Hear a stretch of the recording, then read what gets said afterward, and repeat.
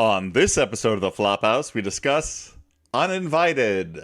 Another Shocktober platter of splatter for all you sicko freaks.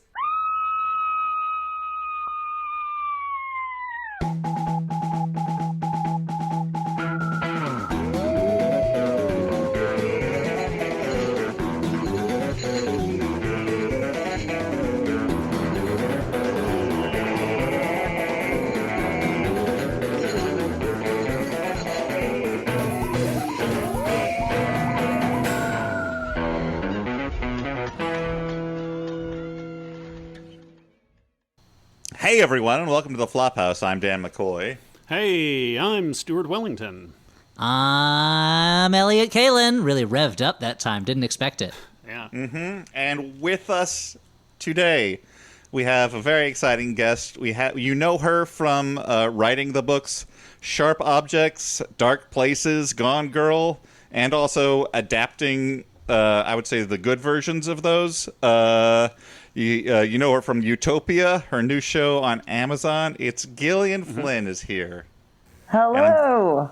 Thank you for having me. Yeah. Hey, Gillian. Thanks so much. What? Huh? I was just saying, hey, Gillian. I'm I very thought excited that you you're said, here. hey, but I'm- Elliot. And I was like, I know, Stu. You know I'm here. You said, hey, Gillian, not hey, Elliot. yeah. So I apologize. And I just want to take, I think Dan deserves a little victory lap, because that was a pretty good introduction there, buddy. Thank you. Well, Certainly the best one we've done. Yeah. Elliot berated me for, he's like, do it professional this time. And I don't want to, point fingers at Elliot. But sometimes I have a professional introduction, and Elliot is the third person who gets introduced before the guest, and he goes off on a long flight of fancy that confuses and dismays me. You don't have to join the flight of fancy. You can just let the plane take off and wait for it to land, and then you can introduce the guest. Dan, I always remind you just because of our notorious Joe Bob Briggs episode where you left the guest flailing, not knowing whether he should start talking or if he was even there. That was the episode where we discussed the Duran Duran song Notorious, right? Yeah, exactly. There's our notorious episode. I would just like to remind our guest that she should feel free to interrupt any of us at any time because we tend to talk too much.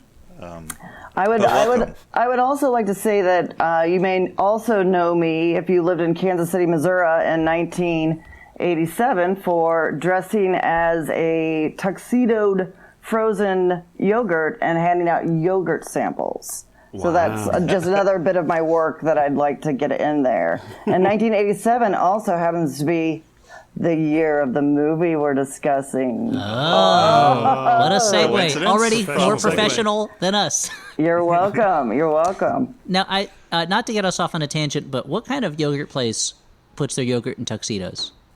Fancy one. A very super fancy black tie yogurt place. TCMFY, the country's most formal yogurt? It was the really long, it was one with the really long name, the country's best frozen yogurt, or TCBIY, I think. If I Now, remember you correctly. wrote a thing for The New Yorker about this, I believe. And I would like to ask... About frozen yogurt? Well, about wearing the costume, okay. I think was mostly... It's one of those, what was your worst job, or your craziest job? Or... Now, how does one get The New Yorker to actually publish what you send to them? Do you have to be a best-selling writer? Because I haven't done that part yet. But If you have a previously crazy job, I think I was just part of the previously crazy job series. It was between that and my work, consistent work through high school and college as a ham display girl at Honey Baked Ham, in which case I would take, because customers get crazy about the spiral on the ham, and so they want you to unwrap it so they can make sure the spiral looks spiraled, and then rewrap it. They don't like that one. Can I see a different spiral? So I always went through the holiday seasons with my fingers just absolutely just duct tape wrapped in bandages. There's a chapter in Uzumaki about spirals on hams, right? I would love it if in Uzumaki they wander into a grocery store and they're just horrified by the spiral cut hams. Everywhere. Spirals everywhere, even our beloved hams. Why? They open up an issue of X-Force where I guess Mojo is in it. They're like, Spiral. Why is Spiral in this? Oh no, that's an X-Men joke for the listeners. Taste better, Spiral. That's our motto around here. Was that? I guess the spiral cutting unlocks the flavor juices that would otherwise be kept inside if they were cut in a less snail shelly way. I don't know ham science, but I assume. It also involves the great children's game where you can kind of bounce it down the stairs like a slinky. There was a commercial for those hams where a guy put a ball bearing on the spiral and it rolled all the way around the ham a couple times, right? Ooh. I think you're thinking of luxury cars, Stu. Oh, okay, yeah. Now, Gillian, let's segue into the movie. You chose this one. It's called Uninvited. It's from 1987. I believe it was straight to VHS. That's what I found in my research. I didn't see anything about a theatrical release, but that could be wrong. I think it was a straight-to-video movie. This was written and directed by Graydon Clark, who Mystery Science Theater viewers will know from a number of different movies, and Dan will know from the classic boobs and video games hit Joysticks, #1 at the box office the week it came out. I was gonna say, I looked it up. Yeah, he directed Joysticks, one of my favorite teen sex comedies. That was one of these movies that is about video games in such a way that it's clear that they thought video games were going to be a fad that they needed to jump onto. Well, that's and likewise, he also directed The Forbidden Dance about the Lambada. That's the one of two movies about the Lambada. This is the one with Laura Herring from Mulholland Drive in it, as she's I believe, Amazon princess who has come to America to stop the deforestation of the Amazon and gets involved in a lambada contest. Yeah, through dance. Yeah. Dan, did I ever tell you about the screening of Joysticks I went to where the hosts called Graydon Clark and they over the phone interviewed him? No. And he was basically said like, yeah, I went to the mall and I saw these kids lining up to play video games and I was like, if we could get them to go see a movie, we'd be millionaires. So we made this movie. And they picked a weekend when nothing else was coming out, so they were #1 at the box office nationwide. I mean, you can't argue with that. Clever. It's just good business sense. It is a fun, dumb unfortunately, movie. Uninvited, they didn't, because it was direct to video. They did not have that. Although the titles right off the bat tell you this is an amazing movies production, which is promising a lot.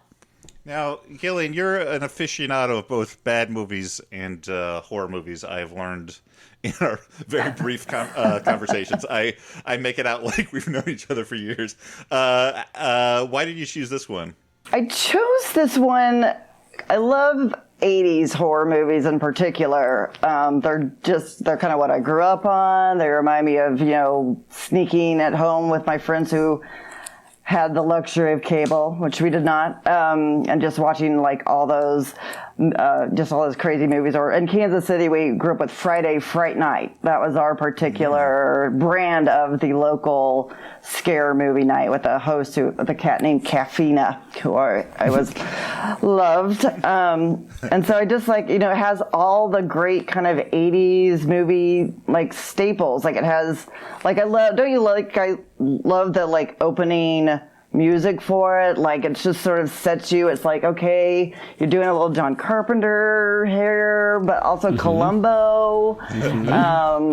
And, it has a lot of 80s dancing and music on yachts and the classic 80s characters that you can, it's the nerd, it's the rich douche, it's the girl who will get killed and the girl who won't. And all of which we should discuss. Get very confused later on about who's playing what. Like the guy dressed like the nerd is not the nerd. I think it's important we get into that. Yeah. But and it also has my other favorite, which is people falling into water. Another 80s staple. In slow motion. Or being tossed. Toss, fall, dive, never resurfacing. Since you mentioned the music, I just want to say I looked up the composer. And the composer for this did 210 episodes of America's Funniest Home Videos. Are you sure? Are you sure it's not just that he wrote the theme song? Who knows? I don't know that they had separate scores for every they episode. had a little underscoring though, while the boing sound effects and stuff. So he was the guy who wrote do do do do do do Yeah, do. he was in the Bob booth sang and it was making- like, oh, what's this over here? I hope it won't hit me in the nuts. Oh, like this.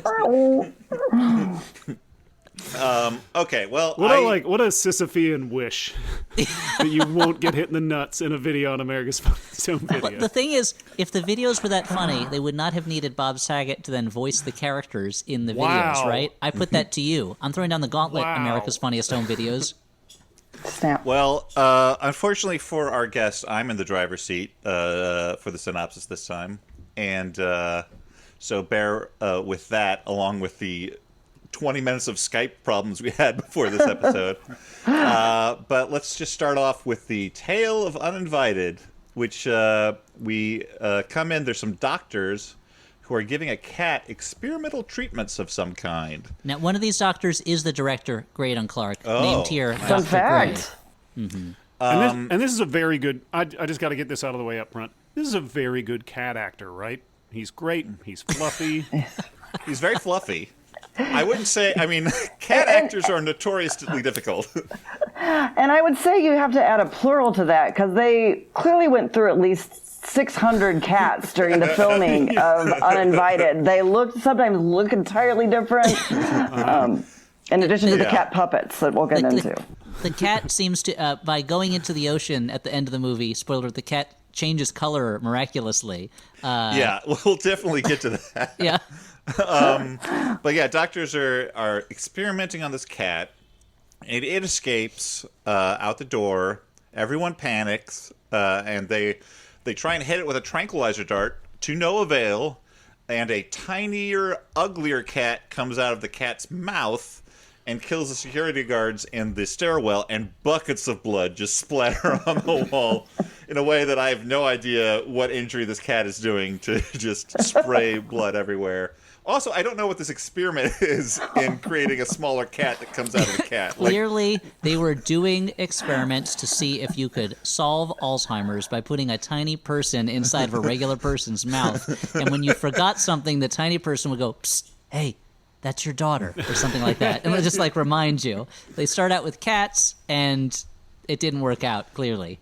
I thought it was possibly like an earlier form of the turducken. Like they were sort of like, someday this could be huge.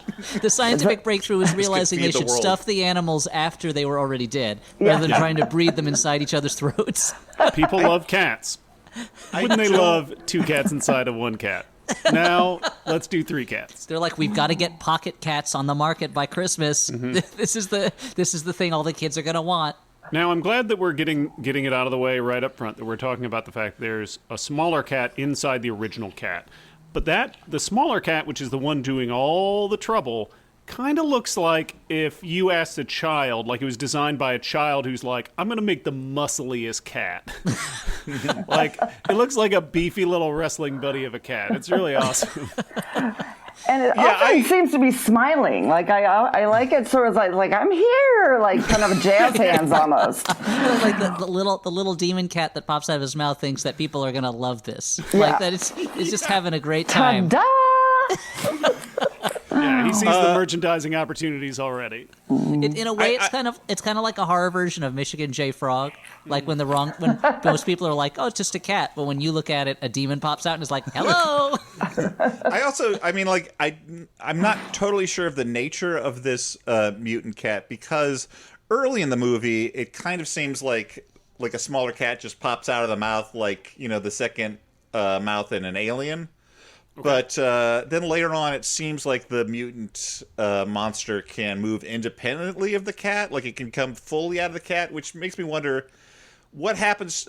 Is the cat normal then once that mutant leaves it? Or is it just like a skin suit that Yeah, is it just mutant like is wearing? The, Like an empty duffel bag. mythology of the cat mutant puppet situation it's many and varied, I think, because sometimes it comes out and it becomes larger. It seems like it turns kind of puma size. Sometimes it looks like a seal. Sometimes they give it a little hair gel. Sometimes it looks scraggly and you can feel the dust mites coming out of someone's old childhood beloved stuffed animal. Yeah. So it is, there's a lot happening with that. Well, yeah, that's the hilarious thing, is like, not only is obviously the mutant cat a puppet, but the supposedly real cat also has to be a puppet, because I don't know if you guys know this, you can't have like a puppet cat come out of a real cat. Well, no, they did the old classic thing of a larger than normal cat head puppet that the then small cat comes out of, and that large cat puppet, I think they just run out of caring how it's lit. So by the end of the movie, it just looks like it looks like the baby from Dinosaurs. Like it just looks like a cartoon character. You got it at a carnival or something. Yeah, it has that big grin. It's like, a Cheshire cat or a cat that is playing a fiddle or something. Stinker. Yeah. Okay, so Dan, we also get during the sequence they're chasing through a parking garage, and we get a little bit of Catto vision, where the camera is low on the ground, and it gets to run around like you are the cat. Which is just like Jaws. Yeah, you feel so powerful when you're the cat for a moment, right? Yeah. Yeah. And when they the ultimate they didn't fantasy. It made me wish that there was a Friday the 13th parody where Jason is a cat, and instead of the music going ch ch ch, it goes meow meow meow like that. So Similarly, guys, it's the Halloween movies. Instead of Michael Myers, it's a cat, and the music goes meow meow meow meow meow meow meow meow meow meow meow meow meow meow. Yep. Okay, let me think of some other horror movies with specific musical stings, so I can turn them into cat sounds. I mean, there's kind of it's Psycho. Instead of Norman Bates, it's Norman Katz. He runs the Bates Cattell. It's a cat hotel. There's a cat taking a shower, which is This weird all because seems cats kinda don't lazy, usually the like naming showers. conventions. And Norman Bates comes in, attacks, and goes meow meow meow meow meow meow meow meow meow. Yep. Okay, what's another one? Okay, guys, wait, hold on. No, we don't have. Okay, it's Jaws, like you mentioned before, but it's a cat. Now, cats also have jaws, so we just call it Jaws. That's fine, because cats have jaws too. And that one's like meow meow, meow meow. Meow meow meow meow meow meow meow meow meow meow meow meow. Okay, let me think of another one. Hold on, guys. No, we're not doing this anymore. The security guards are all dead, so the doctors themselves are running around this parking garage with guns trying to shoot this cat, but they all get killed. The doctor takes a gun from a security guard, and then that security guard gets killed. And it's like, come on, doctor. The cat escapes. We cut to, there are a couple of young female spring breakers. They're wearing shirts that have big slits cut out of them over bikinis.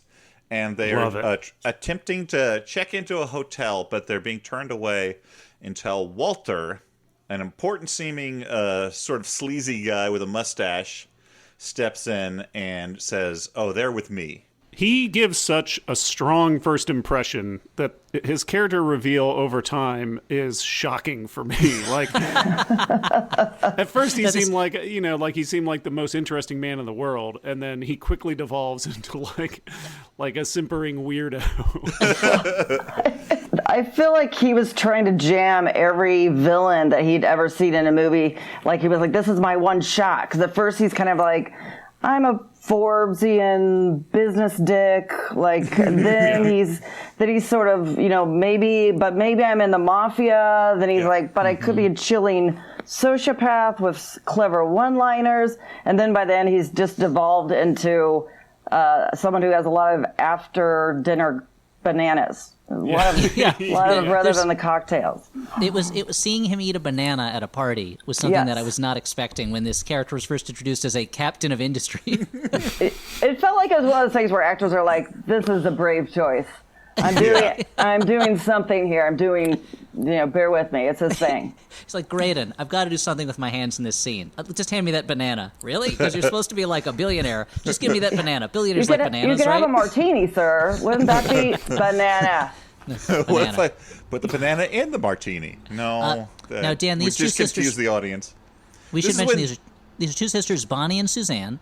And Bonnie is the party girl, and Suzanne is the emotionally unstable, prone to hysterics as the movie goes on girl. Well, yeah, only as the movie goes on. Early on, my notes are a little fuzzy on them and the guys who are about to show up because the two lead women and the two lead guys, I mean, not ultimately the leads, but like the ones that we are introduced to first, seem sort of interchangeable at first, and then over the course of time, they come into focus. I would say yes about the girls, not about the boys. When we get to them, I'll tell you my theory about them.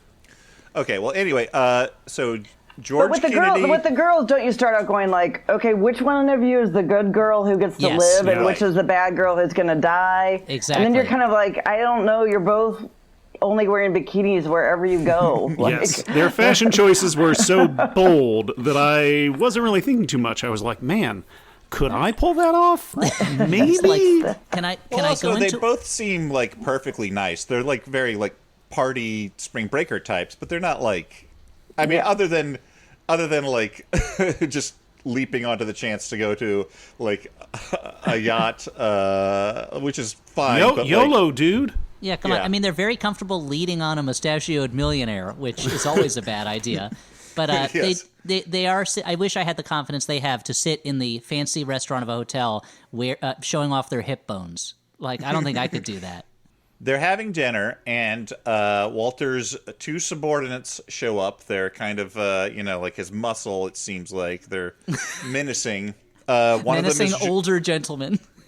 Yeah, but they're tough. Like, one of them is George Kennedy, who is an interesting fellow because, he won the Oscar for Cool Hand Luke, and, later in his career, he was in, Police Squad and the Naked Gun movies. But he did have this lull in the middle where he would just appear in whatever.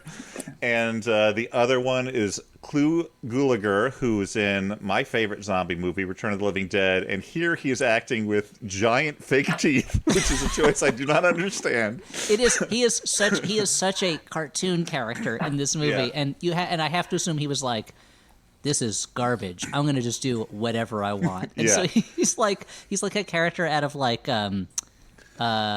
Green Acres or something like that. Yeah. Suddenly showing up. yes. He's like Ernest before there was Ernest. Or maybe at the same time there was Ernest. I'm not sure. Yeah. I Do wonder you think he if- would go to parties and be like, I was Ernest before Ernest? Clu Gulager is like, Jim Varney and I were workshopping characters at the same regional theater, and suddenly he's making movies, and my character Albert barely shows up anywhere. This is bullshit. Yeah, but George Kennedy is clearly annoyed to see Walter, tearing with these young ladies. He's got a meeting, so they go to this business meeting, and it turns out... So Walter's this big Wall Street guy. Wait, before they go to the meeting, what does he do Yeah. to the girls? Oh, he invites them to his yacht. He invites them to the yacht, beginning a theme that I think Dan and I will have some disagreement on. No one in this movie is uninvited. Every character receives an think you're invitation wrong. at some point. But we'll get to it. We'll get to it. But as you'll see, the movie Uninvited has a distinct lack of uninvited guests. But they go to the yacht. Dan, tell me about this meeting. They go to this meeting. Walter is this Wall Street hotshot, but the SEC is closing in on him. He is a fraudster of some kind. I'm not really clear on what's going on with this guy he's meeting. So this guy Daryl, I think he knows something that could get them in trouble. Yeah. And so they are going to try to bribe him, and they Okay. barely wait for his answer before they just drown him in the jacuzzi. And one Yeah. thing that was funny was they're clearly saying SEC, which makes sense, the Security and Exchange Commission, but the captions on Amazon Prime say FCC, the Federal Communications Commission, and I was like, what's the FCC going to do to him that's that bad? Like, does he own two TV stations in the same market? Like, what's the problem? Yeah, Walter revealed his nipple at the Super Bowl, and they're going to find him. Yeah. And it's not even his fault. Like, the other guys involved, just as bad. It's fucked up. He's like, why did I say fuck on Saturday Night Live? That was a mistake. Now I got to run for my Yeah. life. Yeah. So as you say, Clue kills this dude by drowning him in a hot tub. Falling into water, check, and double Yep. check. What I like about it And- is it's like it's easy to fall over a boat into water, but to fall into water on the boat, Yeah. that takes guts. Very meta. Ironic. First, they offer him 3 metal suitcases, each one containing $1 million in cash, and those will come up later. And they're I'm like, it's assuming so they funny don't 'cause they're open like, them. It could they're be like, take- what's that, like, pick the case with the money game? What's that game show? Oh, yeah. gold bricks. No, Make me a negotiate- millionaire, or, yeah, It something. could Make- be Steal my case. steal my case.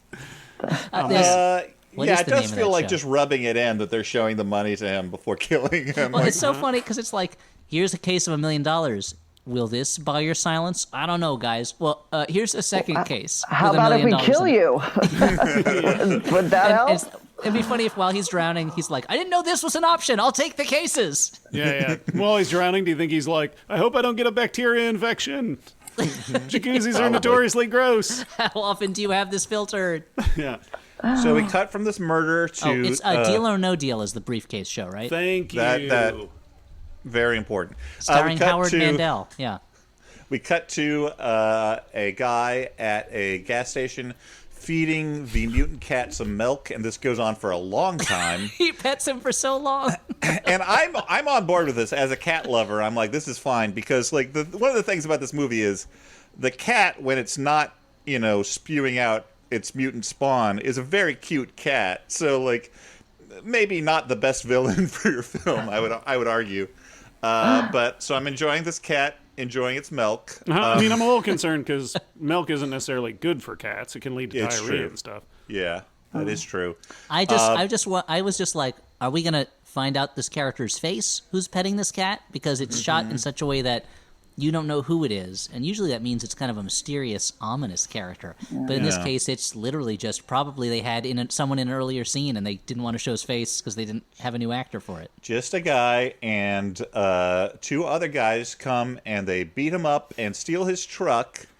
But the cat gets in the back of the truck and kills them, presumably, I guess, in retribution for beating up this guy who was giving them milk. And the truck falls down an embankment in slow motion for a very long time. Yeah, it's great. It's like it's like the cat's first revenge killing. He's got a taste for it now. Yeah. And he's trying to win back the audience's good graces at this point. Because at first he just killed he killed an unarmed security guard, like peeled his face right off. It was horrible. But now he's got to kill these two jerks. Now he's a vigilante. It's the classic save the cat, thing in screenwriting, but it's the cat saving the cat with the cat. Exactly. Yeah, you get a cat in a truck, you throw rocks at the truck, and then the truck falls down a hill. I mean, Classic early in this screenwriting. movie, the cat is only killing bad people, I gotta say. Yeah, true. I mean, the workers at the lab might disagree with that. Sure, they're doing ethically They were questionable. mutating him. They were mutating him. I The don't blame security them. guards too. It's like a Michael Moore cat who's like, I hate this evil corporation, so I'm going to bother a security guard all day. And it's like, he's not the problem, Michael Moore. Like, come on, Michael Moore cat. I would like to point out that the cat in this first revenge killing, and in one of its many metamorphoses, has webbed feet. when he reaches out from behind the driver to attack him, he has webbed claw feet. And then so at that point I was like, is it a platypus? Yeah. Is it like, what's it turning into? What's going to happen? I mean, maybe that was the experiment to see whether you could turn a cat into a platypus, and the side effect was it has a tiny little monster baby in its throat, and they didn't see that coming, They're like, this isn't a platypus. We have the name ready and everything. Yeah, so we cut to two dudes who are hanging out at the marina looking to pick up women. One of them is a sort of a preppy guy, and one of them is wearing more like, I don't know, party dude shirts. Yeah, like a real Dan and Stu situation. So this is Corey and Lance, and they are so clearly some sort of universal primordial Zack and Slater from Saved by the Bell. Like, I was like, I gotta find out. Like, it was like the world's collective unconscious was like, we need a Zack and Slater. And first it got to this movie and it wasn't quite right, and then it finally got to Saved by the Bell. Yeah. Because it's literally like preppy with like a polo shirt, and his best friend is wearing like neon sleeveless gym wear. Not yet, though. I would like to point out, again, in the ongoing confusion of my 80s stereotypes, the non-blonde preppy guy is at first dressed very similarly to the classic 80s nerd sidekick, a ducky-like type, because he has the awkward hat. Yeah. And he's got the Hawaiian shirt, and he's kind of like, and he's seasick. He's like, whoa.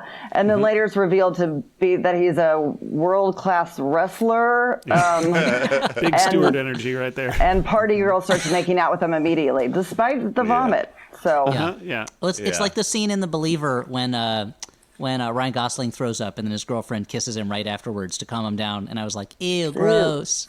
That's even grosser than his dabbling with anti-Semitism. So they're sitting around, and there's jaunty sort of electric keyboard music playing, and our two spring breakers come join them. They're immediately attracted to them. Then their bearded friend, Hedgeworth, they call him. I guess that's his last name. His like, what's his first name again? Mike Hedgeworth shows up for the first half of the movie. They just call him Hedgeworth. Yeah, because isn't George Kennedy's character Mike Kelly? Or Oh, To be He's honest, also Mike, I yeah. never knew his name. Too many I never Mikes. knew his name. For a long time, Yeah. they were yelling Mike so often. They yell everyone's name in this movie a lot, and they were like, Yeah. "Mike, Mike." I literally thought Mike was the cat. I thought that I was like, cool cat name. So Hedgeworth's there to say that there's no hotel for them in town, and they seem very annoyed that he has joined them. I guess because the men to women ratio has now changed, but also they just like kind of treat him like he's unbearable. And I'm like, he seems like a perfectly nice guy. Like I don't know why. He's very much supposed to be. I think he's supposed to. It's like when he shows up, he's supposed to be the nerd, and he bumps. That's when Lance is like, "Oh, I'm not the nerd anymore. I guess I'm a jock now. Hey, yeah, forget about totally." But he never. He's just like he's just a normal guy. If anything, it seems weird that he's hanging out with Lance and Corey because he doesn't seem to like any of the same things they do. Like he's a PhD student, I think. Like it doesn't make sense. Why are they friends? He seems to have a future. And I wanted to mention, Dan, that Corey is played by the actor Rob Estes, who is best known for Silk Stockings, a show I refuse to admit or refuse to believe exists. I think they just shot commercials to run on USA when I was a kid. I mean, I've definitely seen the opening credits for it. I don't know about any of the actual show, but I was a young girl in the 80s, and I think I can attest to the fact that there did exist a Silk Stockings, and I probably watched every episode of it. So I believe it to be a show about people playing saxophone in wet alleys. Is that what You the got show is it. about? You got it. wet- And wet Rob Estes smoke-filled is running alleys. around with a gun going like, "Who's making that racket?" People are trying to sleep around here. So these women mentioned they're going to go on this yacht with Walter, and the preppier guy knows that Walter's this huge Wall Street guy, and he's very excited. And so the women invite the men along to the yacht. Interesting. Now, Interesting. The word you just used to describe what happened there, Dan. Elliot, I would call that Elliot. Exhibit B. Exhibit B for the It is prosecution. Walter's yacht. It is not their place to invite them. They are uninvited to this It doesn't yacht. matter that they don't have the right to invite them. As far as the boys are concerned, they've been offered an invitation, and they're going to take it. They didn't say to the girls, "Okay, we'll take us to your yacht, or we're going to throw you overboard." They didn't say, "Hey, where's the yacht? Because we're going to sneak on later in the middle of the night when no one sees us." Yeah. They have been invited. Exhibit B. But once they arrive at the yacht, Walter attempts to block them from being on the yacht. So I Before would still say ultimately offering them jobs that would require them to be on the yacht. An only because invitation, the if you will. SEC is closing in. I don't. And Dan, but then right after they invite the boys, what happens then? Okay, so they invite the. Also, one of the women like grabs one of their legs immediately. Like they're coming on hot Yeah. right from the beginning. Yeah. But they're on the way to the boat. They find the cat inside some kind of like equipment hold on the dock, and I'm not sure how the cat got inside at this point. I mean, later on we see that the cat can claw through steel. Yeah, super But at the strength. time, It can I'm bite through like, George wait. Kennedy's shoes. And one of the women decides to take the cat along to save it. They see it has a medical like collar on, and Yeah. they feel bad for it. And in this scene, the cat does not want to be held by this woman. No, it's, It is- it's Suzanne who has the cat, and she says, "Oh, I'm going to take care of this cat. It's coming with me," which is kind of like- an invitation, you could say. I was about to say yeah, the cat. yeah. The cat was definitely invited on this trip. It may not have wanted to be invited, possibly coerced, but I mean, again, Walter Suzanne says was he gonna doesn't take that like cat. cats. Walter doesn't like cats, and yet he gives in, hoping that Suzanne will allow some part of his body to touch some part of her body. He gives in and allows her to bring the cat. He does turn it into some kind of creepy Okay. thing. I mean, he's always Oh, he's kind a of creepy. creep from the beginning. I There's- don't there's- know what you're talking about. him There's being no a- way a millionaire with a mustache picks up two Yeah. bikini girls and takes them to a fancy restaurant and it's not creepy. I'm sorry. It's But not a at the charitable thing. At the beginning, he said no strings attached, Elliot. He meant that their string bikinis won't be attached to them anymore. Yeah. Okay, well, we get a scene of exposition here where we learn that Walter has been such a dick to the whole crew that they've all quit. And the captain is a young woman named Rachel. I looked her up. She is Joyce Heiser's best friend in Just One of the Guys. that's who she is. Yeah. Yeah. Yeah. She back at her like original school, or where they know that she's not dressed up for her as a man for her thing. And Walter acts very sleazy towards her, as he does every woman in the movie. And the guys arrive, and Walter is like, no, no, no, no, no. And the spring break ladies are like, hey, but you need a crew. And he also wants to get rid of the cat, but people are closing in on him, so the they head out authorities to are open showing up. water. So he offers a reluctant invitation to all of these people to stay on the yacht. Case closed. And so they've got to get to the Cayman Islands, right, before the feds freeze their offshore bank account full of their ill-gotten gains? Yes. I think it was right around here I started to keep my husband excited and involved and not leave me alone watching Uninvited on a Saturday night. I was like, let's make it a fun game where we count how many times they mention getting to the Caymans. Because right now we're already about on 4, I think. Yeah. We're going to get to the Caymans. That's, like when you're diagramming Walter's character, that's his want. Is Caymans. So the young people are checking out the digs, and they start dancing to nondescript pop music on the radio, and the beard guy is dancing on his own. That's a Hedgeworth. He's dancing on his own. He's just sort of pumping his fists back and forth, like how Elliot dances. I mean, Elliot's more of like this motion. But I dance deliberately like a baby would dance, just bobbing up and down on my knees. Yeah. Yeah. Cute. And you also strip down into a diaper and do it, right? I mean, if I'm going to go the full way, it's called the baby dance. Yeah, of course. Yeah. Well, because I'll bring you back to a time when a little show called Ally McBeal was on the air. Sure. And the nation became captivated by a computer-generated dancing baby that Ally McBeal hallucinated, or maybe it told her to kill. I don't remember the show that well. But people loved that dancing baby, and I said, I want that kind of attention. And that's when the baby dance began. Now, let's fast forward to yesterday. My son is on Zoom attending his first grade class, and I decide, you know what would liven this class up? A little bit of the baby dance. I strip down to my diaper, and I make sure I'm in the range of the Zoom camera, and that's why my son doesn't have a school right now. So if anyone knows of a first grade that is looking for students, I have a child who desperately needs an education. Okay. So George Kennedy says he doesn't like punk kids, and I am totally on his side at this point. I mean, Dan, you like punk kids, though, but you don't like these kids. Yes, I don't like these kids. But he signs them all duties. One of them cook, one's going to be a busboy dishwasher, one's going to be a maid. The captain, Rachel, is trying to teach Clue how to drive the boat, and he's overacting like crazy. And the guys are in the kitchen bitching about having to work for this free yacht trip that they were not invited on by the owner of the yacht. We can stipulate that at least. But then the women come in to say how hot it is in the kitchen 3 times, one time in unison, I believe. And they unbutton their shirts enough to show via their cleavage that there's nothing that they're wearing underneath. There's no nudity in this movie, but it is suggested several times. That's Dan Mr. Skin McCoy giving us the full report. I like at this point you're like, it's more just like having fun on a yacht type movie, right? It's barely a monster movie. Yeah, it should be called Yacht Invited because they've been invited on a yacht. And Dan, they start making out with the boys except for Hedgeworth, the only one who is doing any actual work. Seems unfair.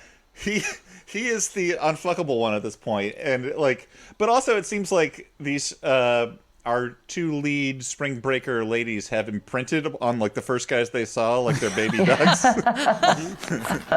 Yeah, but Clue Gulager is drunk at the wheel. Yeah. And everyone else is dressed for dinner. I'd like to add at this point is when Clue says the infamous line, "This is for you, Tammy Faye." Which thereby reminding us that it's 1987. I missed this line. What was for Tammy Faye? I even backed up to see if I could figure out what exactly was for Tammy Faye. The teeth, the booze, the ship, him. So he wanted to give her something. Yeah, he gave his character a little bit of inner life. He wanted to bring him out on screen. He's like, if the other guy gets to have the after dinner banana, Yeah. I get to drop my Tammy Faye reference. So, all right, everyone's having dinner, and this is where Hedgeworth is chatting with Rachel, the captain, and they seem to be hitting it off. Maybe finally Hedgeworth has made a love connection. But Walter comes over to hassle Rachel. He's like, what do you see in this guy? Who's like, well, maybe the fact that he's not a dick and he's age appropriate. But everyone like is dancing around to music in the way that people do in movies when there's only like 4 people in a room, which has never happened to me in life. It's a very they dance extremely whitely, and it makes me wonder if any music was playing when they were actually doing the dancing, because it's just kind of like generic dance moves that you could just plug any kind of soft rock song onto. You know? I mean, I've never been on a movie set, but I'm pretty sure they play the music that's going to be in the movie so they can sync it up, right? I hate to break it to you, Stu, but that's exactly right. That's exactly what they do. Kluger's still drinking. Now he's singing the Battle Hymn of the Republic for some reason. Rachel discovers him. How many hours of improv from Kluger at the tiller do you think they have?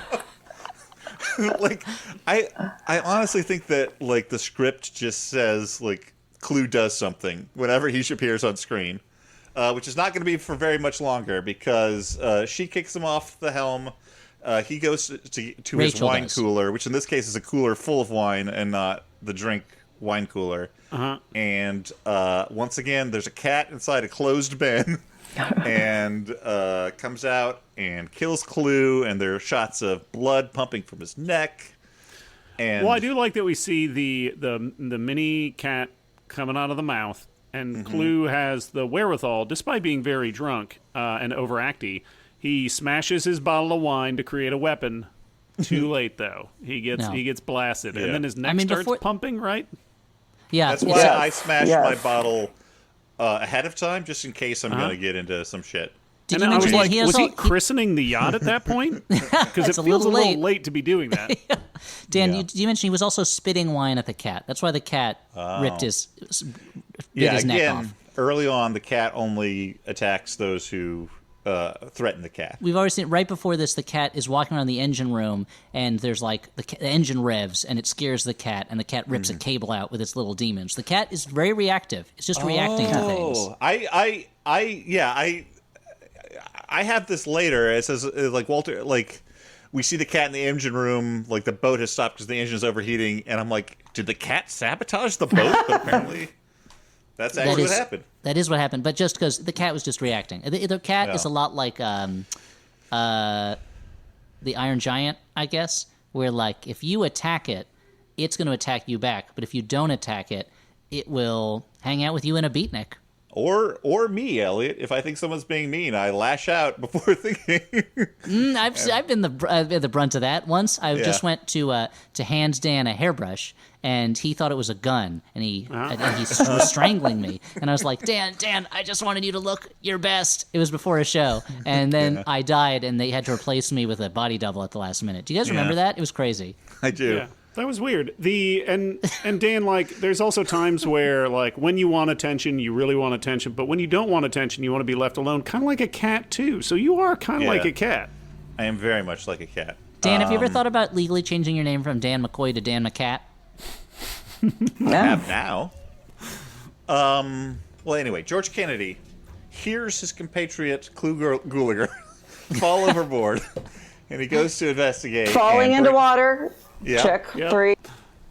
It was while watching this movie that Frank Lloyd Wright was inspired to create perhaps his masterwork, Falling Water. And he was like, what if the water fell rather than Clue Gulager? I'll have to express this the only way I can. It looked like Clue Gulager falling into water. It was originally called Falling Gulager, yeah. And the people he was designing the house for were like, I don't want a house that looks like Clue Gulager's falling over. Frank, what are you doing? Who is come on, this? Frank. And they're like, come on, Return of the Living Dead. He was in a lot of westerns at one point. Come on. He did a lot of TV work. He was in McHugh, and they're like, no, forget it. And Frank Lloyd Wright's like, come on, it'll look good. It's me, Frankie Lloyd's. Come on, I make any house look good. $29.99 any house. Do you think there might be some like intellectual property issues by using this guy's likeness? Maybe we should change it to water instead. And he's like, oh, so you own the copyright for water? Okay, you're the one who might get in trouble, but we'll change it to falling water, sure. Well, anyway, It's going to be a lot less hilarious, though. Yeah, it's going to be. This is the same thing that happened when I designed the Klugenheim, and they made me change it to the Guggenheim. Originally, it was a spiral cut Kluguliger. Gillian, I like that you're postulating that Frank Lloyd Wright originally wanted to design buildings that were hilarious. That was his Yeah. He main was love. wacky. No one knew that side of him. So George Kennedy and Walter find the blood on the railing, and they assume he just hit his head and fell overboard, but they can't stop their escape. Which is a very, very realistic thing to believe. Like, you could believe that Kluge-Luger's character Albert got drunk and fell overboard 100%, and hit his head. 100%. I don't know. I mean, if I was, I'm just throwing this out there. If I was in the moment, if I was their characters, I would probably assume that he was attacked by a cat demon, his blood got poisoned, then he fell overboard. I mean, that is the second most believable thing that could have happened. That is what your mind would go to pretty quickly, I think. Because it seems like it's not just that he got attacked, like his body is reacting crazy to the wounds. At first I'm like, is that supposed to be like his artery pumping out blood? But it's not really. It's just his neck is throbbing all strange, and then he falls overboard. Yeah. Yeah, there's a lot of pulsating in the movie. There's This is a a lot very of pulsating. It's a pulsation-heavy film, and Albert is our first introduction to that. But now it's the next day, Dan, and they found Albert's blood, but they've got bigger problems with the boat. Yeah. They can't. Rachel finds can't find clues. Sees the blood. Walter dangles the chance of getting her boat back in return for just continuing to the Caymans. What I love about This it used to is- be her dad's boat. And Yes. what I love is that he's not like, we'll just give you the boat back. He's like, I'll give it to you for a pretty good price. In exchange Yeah. for leaving this man in the sea. But Walter's like, he can't swim. He's dead already. And she's like, okay, fine. Do you think And, behind the scenes, somebody made the joke? They're like, "Oh, all this blood on the deck. That's quite a clue." Get it? Clue. Oh my God, I never thought about it. And then Did you they're think- like, let's use that in the movie. And they're like, wait, we can't. It's just his actor's name. It's not the character's name. Well, maybe we could change the character's name to Clue. No, we called him Albert in all the previous scenes. Well, we've got 20 different cats playing the same cat. You're saying he can't have a middle name that's Clue? Yeah. I don't. Yeah, and we called one guy Hedgeworth, and then we called him Mike after a while. I mean, who cares? Yeah, and the screenwriter was like, "That's it. I'm off the set," and that's why David Mamet's name is not in the credits anymore. And the two blonde women look exactly the same. That's true. I had lots of trouble keeping who was who. Until, Except I for- think, is it Susan or Suzanne, when she starts to get crazier and, she has her, meltdown, that's when I started to understand, because her hair was, her hair got straight. Yeah, it got Yep. straightened and sad. It was a sad, frightened hair. It did help Didn't me a have lot. any That one, fight left in it. yeah, the hair just gave up the ghost at that point. Yeah. The hair went permanent. I don't think so. It did help that Suzanne mostly wears blue, and Rachel mostly wears kind of like pinkish red. Oh, not Rachel. Bonnie wears kind of pinkish red. So I didn't know their names for a lot of it. So I was just like, blue suit and red suit, like their video game Well, I mean, characters. one of them has curly hair and one of them is straight. That's really the way you should discern Yeah. these interchangeable characters, Elliot. Curly the Stooge has no hair. What are you Oh, talking that's about? true. And Mo has a Mo haircut. Is that what it's called? No. When you go to the salon, that's what you ask for. Yeah, give me a He's like, "Give Mo. me a Mo." Here comes. But that is what mohair suits are made out of. It's all hair from Mo of the three Mo Fine of the Three Stooges. Yeah. Oh, no, Mo. What was his last Howard. name? Mo Mo Howard. Howard. Thank you. Yeah. Larry Fine. Fine. Mo Howard's hair, and there's a limited supply of that. So at some point, you will not be able to get mohair suits anymore because they'll have run out of Mo's hair. It's like helium or tungsten that way. It's Yeah. just a natural resource we're running through very quickly. Yeah, that was one of hair the things keeps that growing a little bit after death, so they keep digging up Mo. Well, it was Harvest that was the mohair. thing. Ethan Hawke was in First Reformed. He was watching sad videos of mohair suits going away, and that's what really made him flip. You know, That's what made him possibly commit a terrorist act. Yeah. Okay, I've wanted to get along to this next scene for a while because this scene is inexplicable to me. This is one of these horror movie. I'm gonna make a big leap scenes because Hedgeworth comes in with some of Albert's blood he's gotten off of the railing, and he uses a sextant as a microscope to examine it. But that's for cartography, Dan. A sextant? I guess you can use it as a microscope, but I have no idea why he thinks he's going to find anything. What motivates him? He is bored on that boat, Dan, and he just wants an excuse to get close to that captain. So he's like, what do they have in the ship cabin? A sextant. Oh, and it means I get to say sex in front of her. Okay, great, done. And then she hands it to him, and he's like, I got to have a reason for why I'm holding this thing. I'll use it as a microscope. Give me a prism.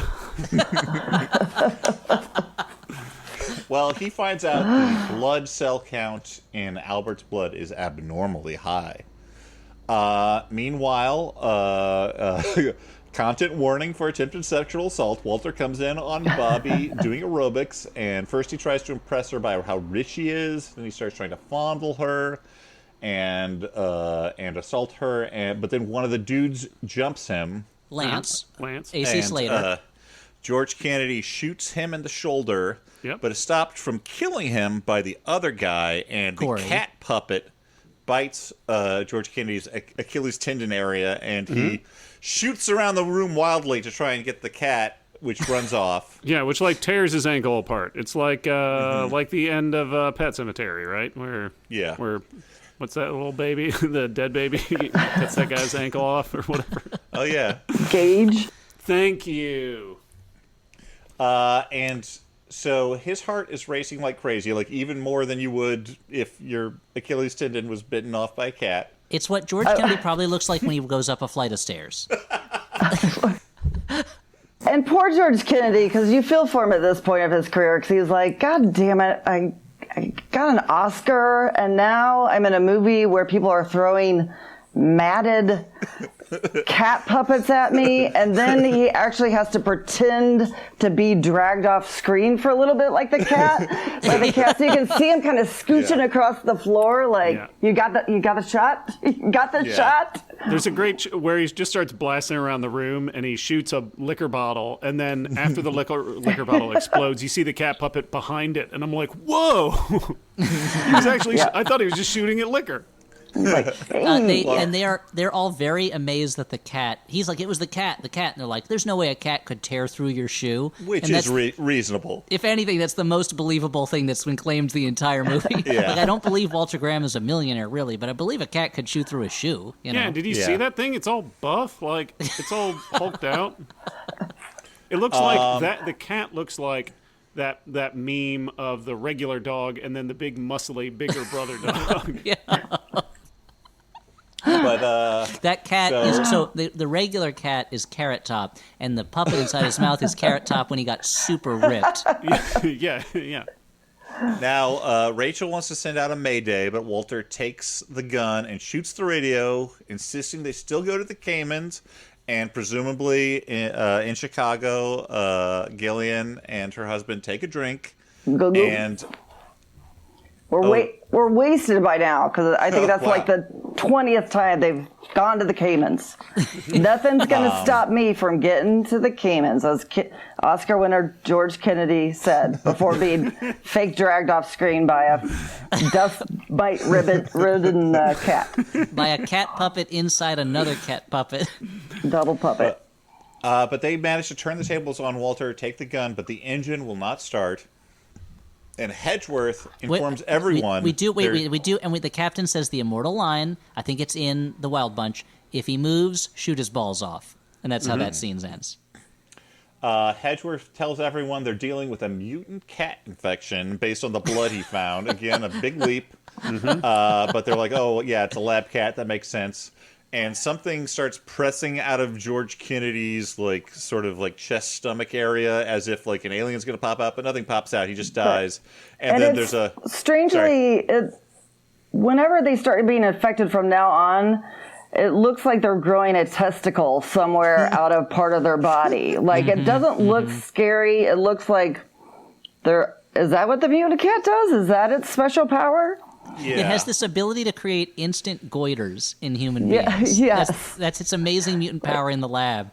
I wonder if the Pentagon was like, this is the future of warfare. Yeah, Cats, and when they bite you, you get goiters and testicles all over your body. Make it happen. Yeah, Come on. it makes weird bulges, and it also makes your veins pop out. And I'm sure you guys are like me. You're like, kind of wish that cat would bite my forearms, right?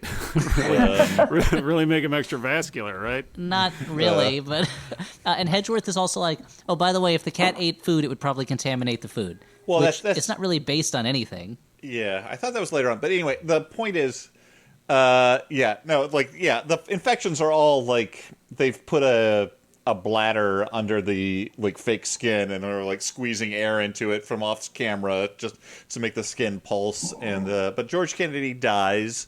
There's a kind of funny shot of all of them like from a dead body POV, like looking up at all the people looking at him, and then a cut to them throwing him off the boat. Well, they wrapped him in a sheet. They bury him at sea, you know. Yeah. That's the first of multiples of these. Yes. And they go, he's at the Caymans in heaven now. He did make it to the Caymans. I wish maybe the Caymans was inside all of us the whole time. Oh, wow. Yeah. So Hedgeworth and Turns out Rachel, the real Caymans was the friends we made along the way. Yeah. they're trying to fix the boat. The preppy kid's chatting with Walter, and who gives him a fancy watch to show off how rich he is, and then opens a wall safe to show all the money, and he's bribing the kid to help him get to the Caymans. And yeah, this is where they find some food crumbs, and Hedgeworth makes the leap that if you eat food that the cat ate, you'll mutate as well. It's too bad they didn't have the budget to have people turn into cats when they mutated. That would have been better if it was like people started turning into cat people. Yeah. There's no joke there. I think that would have been a better movie.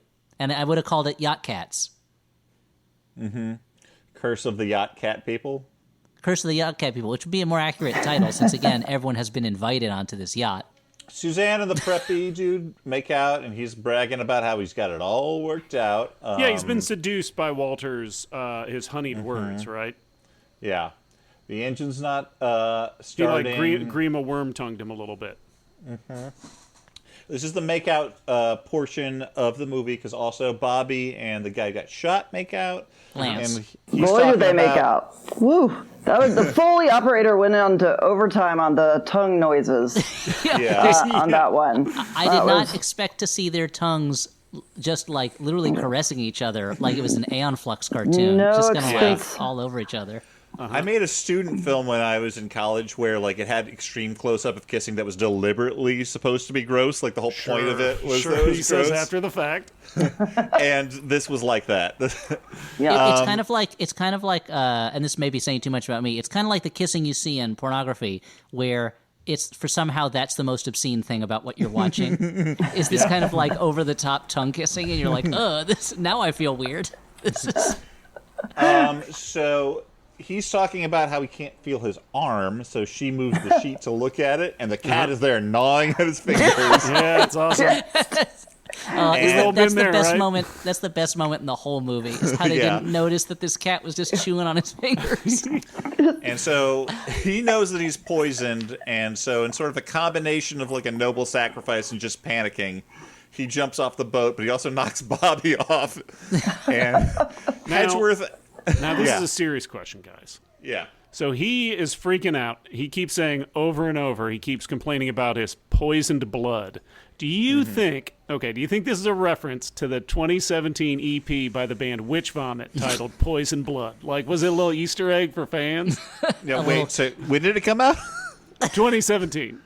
Yeah, I Yeah. think the answer is in the question, as they sometimes say. So it was like a Nostradamus thing where it predicted it? Yeah. Yeah. Okay, cool. Much But anyway, much as in Gillian's new show Utopia, there is a comic book that seems to have clues to future events. In this movie, there are a number of hidden clues to future death metal releases. Yeah, so they And the by other the way, guys. good guess, dude. It is a death metal release. Oh, nice. I mean, I don't know if that's so much a guess as like a context clues, knowing what you listen to, but Yeah, you know. that's fair. That's fair. They dive in trying to find Bobby, but she apparently cannot swim. She is gone as well. And Suzanne starts to panic. They're all going to die on the boat, which seems reasonable. Unreasonable is she starts throwing accusations around that other people are at fault for bringing the cat on board. Walter is released from quarters because they need help to find the cat, and the Preppy and Walter are looking around the boat, leaving poisoned sardines everywhere. At one point, the prep kid says, "The hunt is still the hunt." I don't know what that means. He's just trying to look cool in front of Walter Graham at this point. That's the thing, like, even though, like, he knows that he doesn't want to impress him, he still kind of does, like, it's a subconscious thing. And this is when we see this, this is my first favorite meal in the movie. Yeah. Even more so than the inexplicable banana that Walter Graham is eating at the party earlier. When the captain there's not a lot of food left, and so she's serving Suzanne and Walter Graham like handfuls of cereal and like half full glasses of champagne. Yeah. Cornflakes and dinner. champagne is their dinner. Well, because they've also run out of fresh water, which no one seems at first very concerned about at all. Like, they're more concerned about the breakfast cereal shortage than they are about the fact that they have no water and are in the middle of the ocean. I feel like cornflakes and champagne is like a Joe Walsh single or something. Or it's like Jerry Seinfeld's idea of a celebratory meal, you know. Yeah. Dan. Or before this, did the captain and Hedgeworth have their first kiss? Or I can't remember what there the was order some is. point at which he kisses her on the forehead. I don't remember other kisses, but There's one closer. other official kiss. The official were boyfriend-girlfriend kiss as they're hunting the cat. This was with testing the cornflakes. waters. Yeah. And Suzanne's getting really jumpy in this scene, and she's like spilling champagne on her hands and licking it off, and she started looking like a cat, so maybe she is turning into a cat. Yeah. could be. So in the course of trying to find and kill the cat, the prep kid shoots a hole in the boat and then shoots a boiler, which explodes on him. Yeah. And then the cat attacks him, and there's a hard cut to them throwing another body off the boat, which I thought was hilarious. They really should have because made it was that more of a obviously joke. hilarious. Yeah. It's in like a dictionary for comedic editing. Yes. That was pretty good. The cat chews through a metal wall to get at their last cornflakes and waffle mix, which is what they have locked up. Yeah. Suzanne... This millionaire's boat, he had fresh fruit for one party, and then the rest of his food stores were just like, cornflakes and waffle mixers.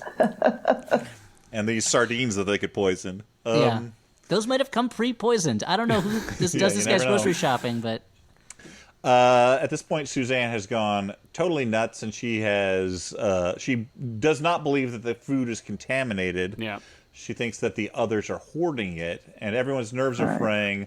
Walter slaps Rachel, which causes her to drop her keys, which Suzanne takes to get the food. That scene is like Walter gives this tour de force of lines.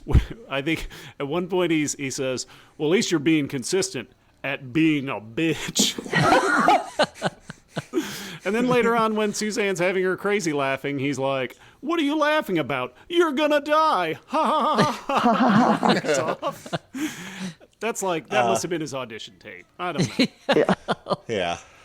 Well, Suzanne eats the contaminated food, and sure enough, her neck veins start throbbing and pop open, and she's gone too. Unfortunately, no cut to her being thrown off the boat. Instead there's a hard cut to a lightning storm, which for a moment I thought a different movie had started playing. There's no build-up to it.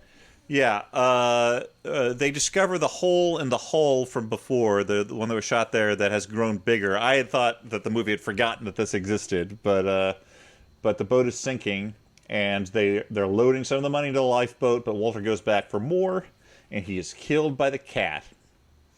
And Hedgeworth finds him. He and Rachel get on the lifeboat, and the mutant cat jumps onto the boat. This is great. They throw it off, and then it comes back on again. They throw it off, and then Attacks both of them in turn. She's like, "We're okay," and Hedgeworth goes, "I don't think it's over yet." And then the cat climbs on board again.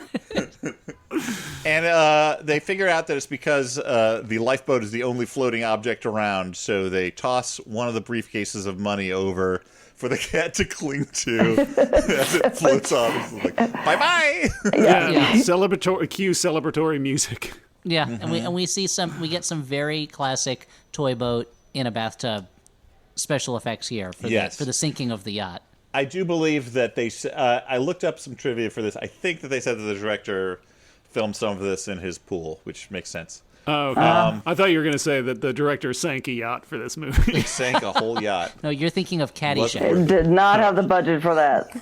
All the budget was going to the ADR for the cat, including a trigger warning. I should say, if you're annoyed by cat meows, like trigger warning, because meow, like on screen, off screen, the cat just continues going meow, meow. Yeah. Like even when the cat is a close up of the live cat and its mouth is clearly closed, it's still meowing. It's like, in addition to mutating him, they taught him the ancient art of ventriloquism because he could throw his voice even. It's also the like the meowing same of the 5 horrible cat. meows that they just keep looping, basically. Like, you can tell that they just got a very few cat sounds and kept reusing them throughout the movie.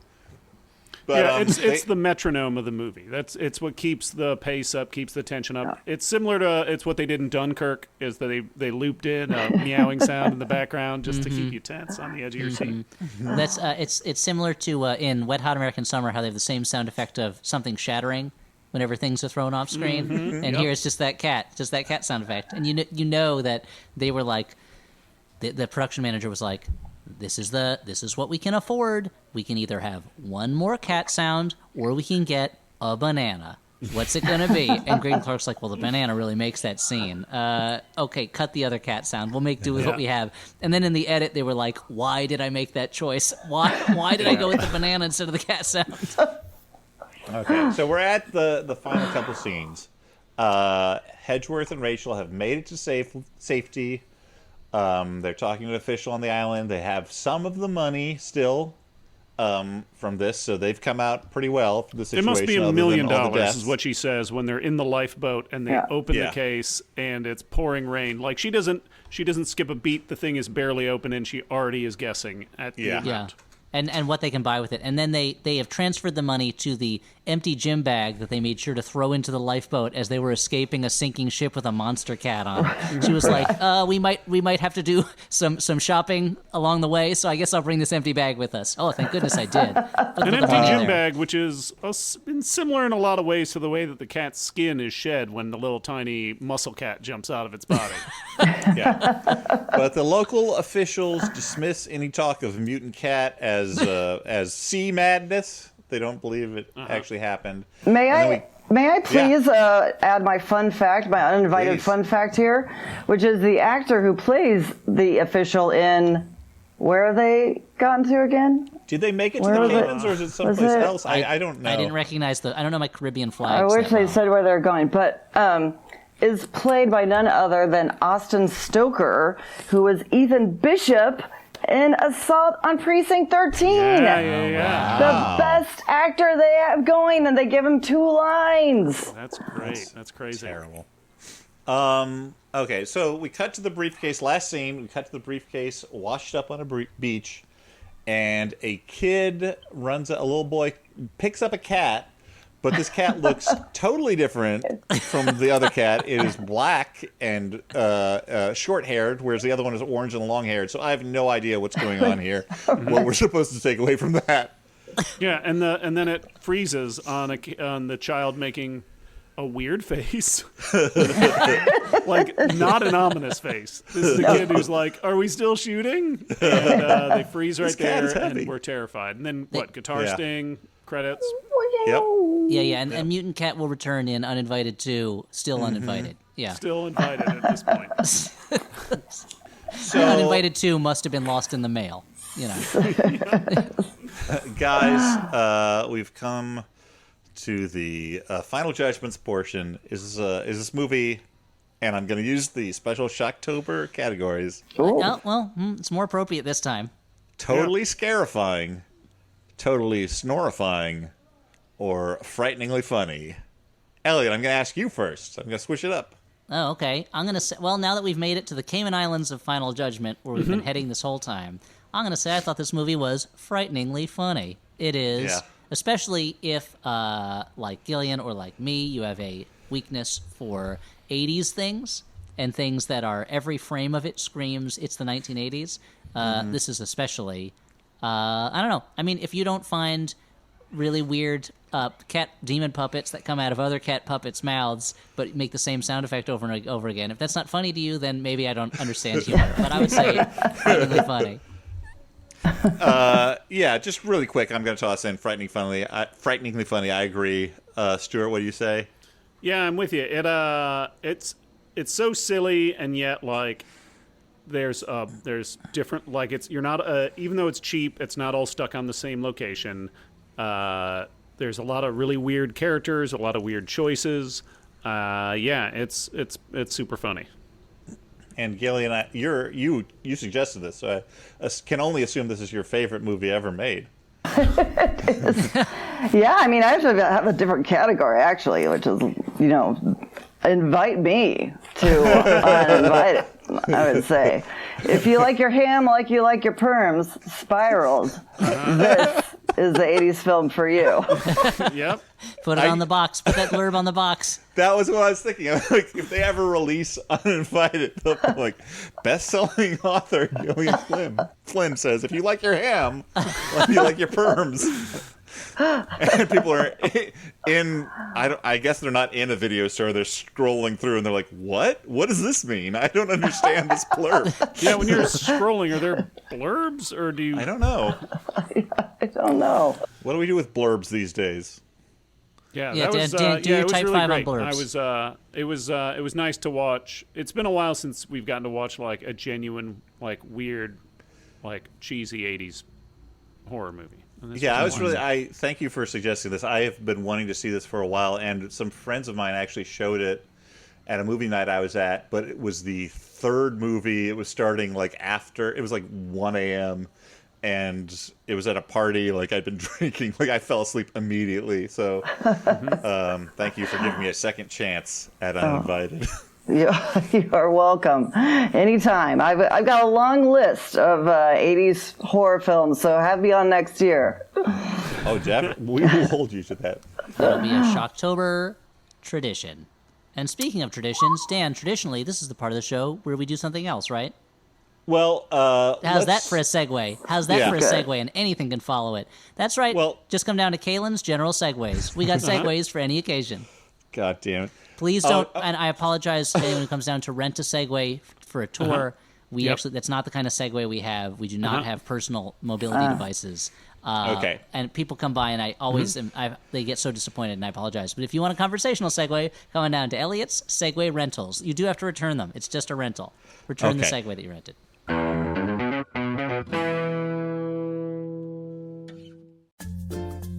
Are you feeling elevated levels of anxiety?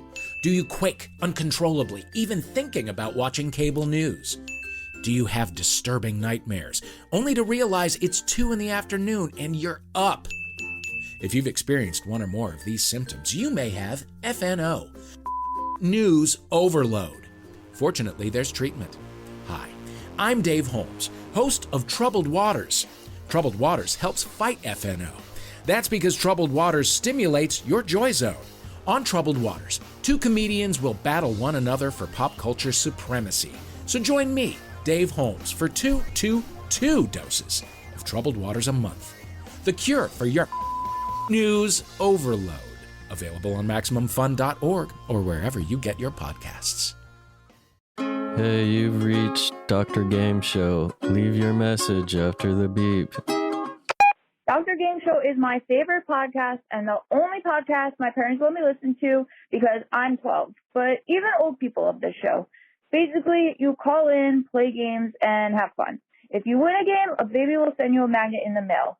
I have so many magnets and put them all over my locker, and pretty much everyone at school is jealous because they are very cool custom magnets, and it also means that I'm really good at winning games. And they even let me practice my recorder live on the air. Listening to this show is like going to a real doctor, but pretty much kind of better. Dr. Game Show rocks. Listen to Dr. Game Show on Maximum Fun. New episodes every other Wednesday. We have a few sponsors, as always, for our show this week. Elliot, I believe you have the first advertisement. I do, and I'm happy to tell people that this week, the Flophouse's podcast is brought to you in part by Squarespace. That's right, the internet is all around us, and it's time you finally got a piece of that digital world action. So what's stopping you? You don't know how to code? You don't have a web design degree? You don't know about any companies that will help you make a website without coding and a web design degree? None of those are valid excuses anymore, thanks to Squarespace. Here's what you can do with Squarespace. You can create a beautiful website. You can turn your cool idea you've always wanted to reach out to the rest of the world with into its own website. It can have a blog on it. You can publish content on it. You can sell products and services of all kinds. That's right, all kinds, and more. Squarespace does this by giving you beautiful, customizable templates created by world-class designers. The Slarty Bartfast of web designers. That's a reference for Hitchhiker's Guide to the Galaxy fans. Everything's optimized, so you can do it from mobile or desktop right out of the box. You can buy domains. You can choose from over 200 extensions. This web hosting is free and secure. Guys, I have to tell you, I took advantage of this service. I had an idea for a website based on this movie. It was called what'sinmycatsesophagus.com. Cats these days, they've got all sorts of things stuck in their esophaguses. Yep. Mouse chunks, hairballs, little demon monsters. Sure. Well, now at what'sinmycatsesophagus.com, you can find out what that is. It's your place on the internet to identify what's in that cat's esophagus and share pictures, videos, and reviews of your cat's esophagus. Do you scan it like a QR code or something and it tells you? We don't have that technology yet. It's more of a picture uploading site, but, we'll get to that eventually. Yeah, I just figured we were blue skying right now. Yeah, sure. No, but thanks to Squarespace, that beautiful dream of what'sinmycatsesophagus.com was made into reality. So right now, before I'm even done talking, go to squarespace.com/flop. That's squarespace.com/flop for a free trial. And when you're ready to launch, use the offer code FLOP to save 10% off your first purchase of a website or domain. Squarespace.com/flop, offer code FLOP.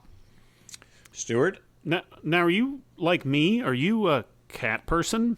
What? I don't mean a person who's half cat, half person. That would be strange. No, I'm talking about a person who loves cats. Or possibly you're trapped on a yacht with a cat, or a cat with a demon cat monster in it. Well, what I am here today to talk to you about is about a little brand called kittypooclub.com. Kitty Poo Club provides a simple, easy, recyclable litter box that is pre-filled, it's high quality and affordable, and it comes with a litter of your choice. The boxes are leak-proof, they're eco-friendly, and have a fun design for every season. When the month is up, you just recycle the box and Kitty Poo Club will automatically deliver you a new one. No changing used litter and no more cleaning the box. Because that's the thing, when you're trapped on a yacht, the last thing you want to deal with is an overflowing litter box. Yeah, better to just have them be delivering new litter boxes to your yacht in the middle of the ocean. Exactly. That's a much better option. Or you don't want to run out of litter or have an overflowing box, as I've already mentioned. Now, Stuart, they provide everything but the poo, right? They don't send you poo. Do not provide the poo. I believe your cat creates that through natural processes. So Kitty Poo Club is offering you, that's you right now, 20% off your first order when you set up auto ship by going to kittypooclub.com and entering promo code FLOP, F-L-O-P. Just go to kittypooclub.com and enter the promo code FLOP, and then you get 20% off when you set up auto ship. That's right, kittypooclub.com, promo code FLOP. Now, I have a couple of Jumbotrons here. The first one is for Peter Reagan, or perhaps Regan, I'm not sure. It's from Tom. And Tom writes, "Oh, honored eldest brother, I hope you have time to listen to podcasts while I'm locked down with 2 kids, or I just burnt $100. That's a reasonable fear. Yeah. Between you living in Ohio, My realizing that I'm an alcoholic and COVID-19, we probably won't make it to Hinterlands for a drink anytime soon. So I figured this was the next best thing. Maybe Stu can recommend a mocktail. Do you have a mocktail for them? Ooh, a mocktail. That's a little difficult since I normally just pour a ton of booze in a glass with ice and then drink it while crying. But let's see. I would do a splash of... I would do ginger beer. I would do a splash of pineapple juice. And I would do some whipped cream. Oh, nice. Okay, interesting. It's a treat. It is a treat. Now, this next message is for Mitchell, last name withheld, from Jacob, last name withheld. And the message is, hey, bud, small timber and or Vimber has come and gone, and Shocktober is ripe in the air. You know what that means? Your birthday! What better way to celebrate than a shout-out straight from a flopper's mouth, specifically me in this case. Thanks for being an awesome brother and an even better dungeon master. May this year bring good health and good fortune. Catch you on the flippity flop. So that those is, are the role of dungeon master is more important than brother, right? well, you're guiding them like through life. I don't guide my brothers at all. Well, you're the younger brother, Dan. So it would be strange if you were guiding your brothers. You haven't ever met my brothers, so. I mean, I have met them, actually, now that I think about it. And I often guide my brother, which is why I was able to mold him into my exact opposite. A sports-loving slob. I shouldn't say slob. A sports-loving, let's just say... he was a little slobby, but then the love of a good woman turned him around, I think. That's true. She's fighting me for control of him now, and I'm not liking it. So yeah, I mean, when he was born, you saw him as a tabula rasa, right? Like a real fixer-upper. I saw him as a tabula rasa al Ghul. I thought he was a blank slate that I could turn into a Batman villain. named the Sportsman. Now he's a Batman villain who's themed around sports, but mainly sports bar trivia. So he steals things from the title. And he's like, Batman, I'll give back the diamond if you can answer this question: which teams played in the 31st Super Bowl? And Batman would be like, I don't know, I'm not really into sports. And that would be the end of the adventure. Yeah. And he's like, but you probably own at least one sports team, right? I mean, he's that like, just in goes... the WNBA. I really want to give those ladies a shot. We got to expand the audience base. And he's like, okay. And the sportsman's like, I respect that. Okay, cool. So we have a whole character fleshed out. I guess we're just waiting on a phone call from DC Comics. Yeah, or Warner Brothers. Maybe they just want to put him straight in the movies. The Sportsman, David would play it himself. Straight to the movies, huh? Yeah. Guys, we have another announcement to make. This episode is being released the morning of October 24th, Saturday, October 24th, which happens to be the same day when we will be doing our newest Flophouse Live Zoom show. That's right. It's the Flophouse live in your home tonight, October 24th at 9 p.m. Eastern, 6 p.m. Pacific. Just go to the Flophouse YouTube page where it will be streaming. We're going to be talking about The Exorcist II, The Heretic, and we'll also be raising money for charity, like during our Howard the Duck show. You guys were super generous and super attentive during that last show. We really appreciate it. Please join us tonight, October 24th, 9 p.m. Eastern, 6 p.m. Pacific, for The Exorcist II, The Heretic. It'll be just like a regular Flophouse Live show. We're each going to do presentations. We'll talk about the movie. And then at the end, in lieu of a question and answer, we will be taking questions over Twitter that we will answer in real time. That's right. Not fake time, real time. So that's tonight. If you're listening to this episode after October 25th, or October 24th rather, then the show will... If it's not up on the YouTube channel to watch on its own, will still be up, but you will not be able to interact with us because it will no longer be live. Send those Twitter questions to Twitter. You can interact. You can shout at the screen, but no one will hear you. Or an uncaring God. Yeah, and I will find your questions on Twitter, and I will print them out and then throw them over my shoulder laughing because I don't have to answer them. So that's Flophouse Live tonight, October 24th, The Exorcist II, The Heretic. Be there and be scared. Maybe? Yeah. We'll find out. I also want to mention that I have my new children's book, Sharko and Hippo. It's in stores now. Order it through your local independent bookstore. Yeah, do it. And if you want to support, any of either of my two bars, you can go to either Hinterland's bar or Minnie's bar and pick up to-go drinks or sit in their patio. I'm assuming, unless things change in the next week or so. And you can also email hinterlandsbarmerch@gmail.com.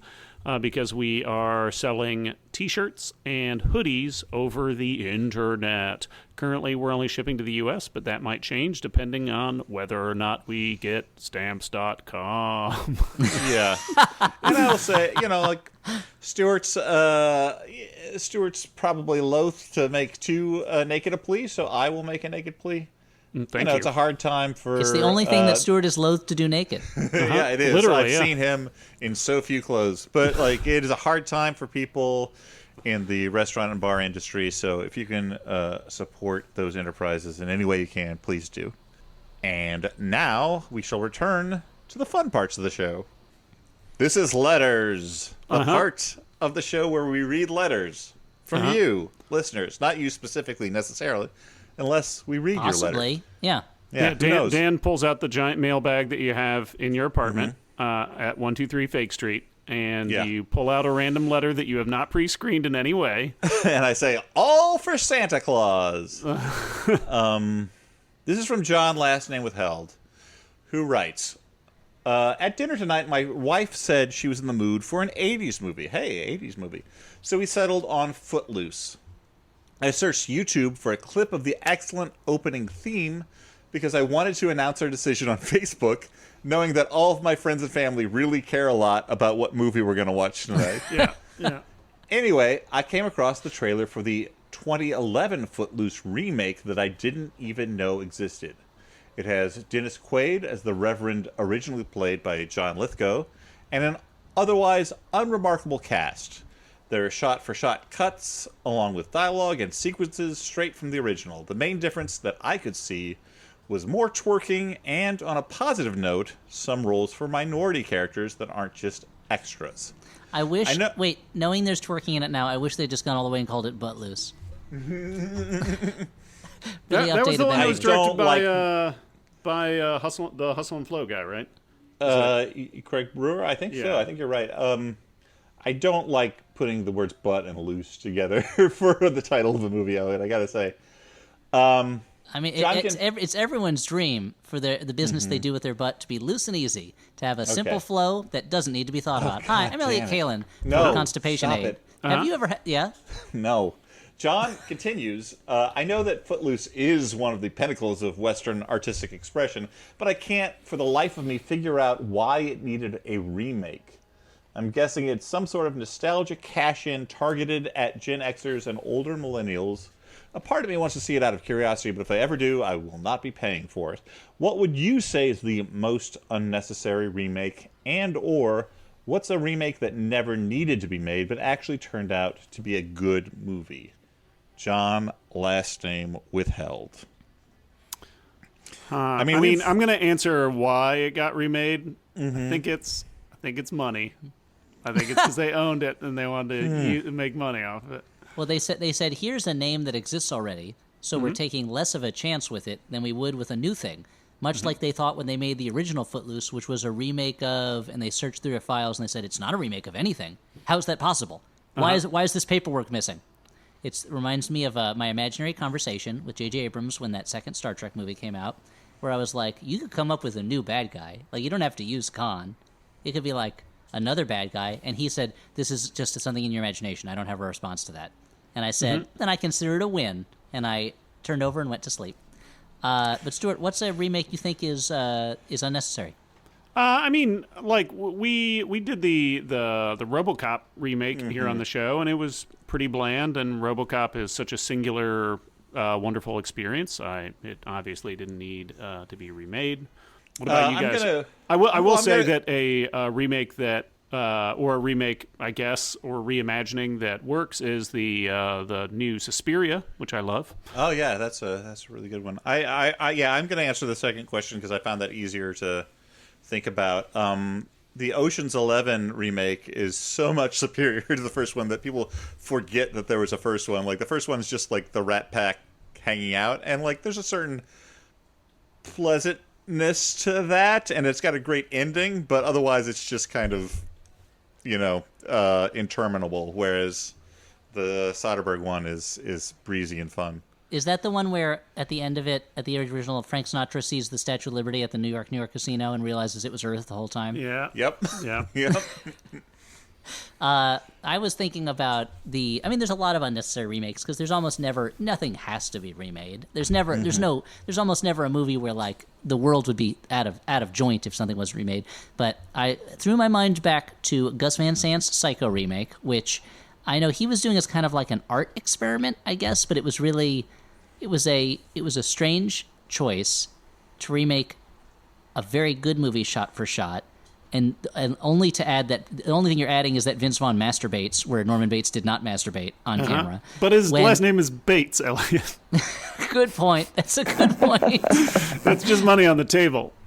And but it feels like if he had remade, like there's something about remaking a not good movie shot for. I mean, like I was not the hugest fan of the Disaster Artist movie, but taking something where you have to really try hard to remake the mistakes in something. It's kind of an interesting idea. But there's a bunch of movies where the remakes, it didn't have to be remade, but like the remakes would, like the remake of 3:10 to Yuma is a real strong Western adventure. And there was no need for Peter Jackson to make a new King Kong, but I actually like that King Kong a lot. And you love the remake of Taking a Pelham 123, right?